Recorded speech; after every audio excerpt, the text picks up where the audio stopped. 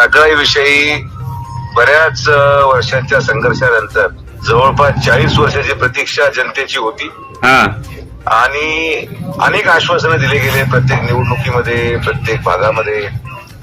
माझ्या लोकसभेच्या वेळेस मला असं वाटतं जेवढे शब्द मी आजपर्यंत राजकारणामध्ये दिले त्या सगळ्या शब्दांमध्ये हा एकमेव शब्द अजून राहिला होता जो दुर्दैवाने माझ्याकडून पूर्ण झालेला नव्हता.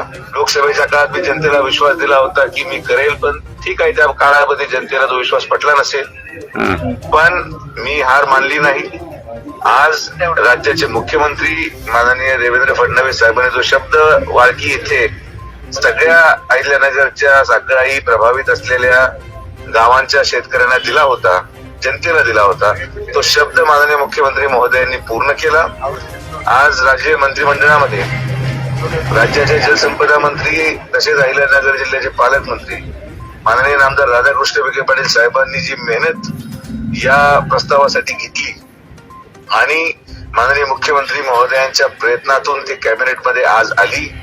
माननीय मुख्यमंत्र्यांच्या नेतृत्वामध्ये राज्य मंत्रिमंडळाने साखळीच्या प्रकल्पाला आज कॅबिनेटमध्ये मान्यता दिलेली आहे.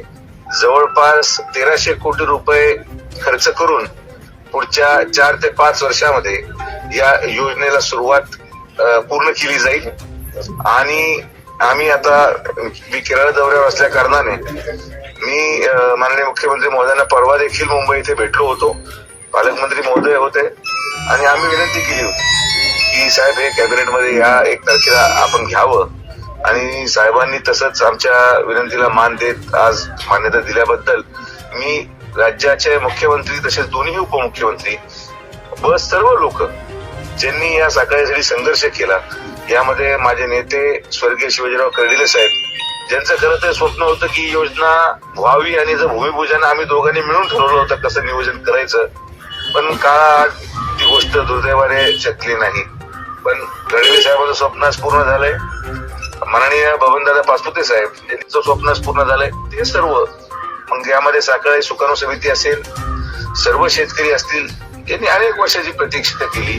आज ती प्रतीक्षा पूर्ण झालेली आहे आणि मी सगळ्या लोकांच्या मनापासून आभार व्यक्त करेन. एखादं काम मागं पुढं होत राहतं, पण विश्वास हा ठेवला पाहिजे. आज जो विश्वास आणि जे शब्द जेवढे मी दिले होते, आज माझे सगळे शब्द एक राजकीय प्रतिनिधी म्हणून पूर्ण झालेले आहे. जिल्ह्याप्रती मला विश्वास आहे की या कामाच्या माध्यमातून या सर्व 32 गावांना आणि यांच्या पुढच्या 50 वर्षाच्या भविष्याला एक दिशा देण्याचं काम माननीय मुख्यमंत्री महोदय आणि जलसंपदा मंत्री केलं आहे.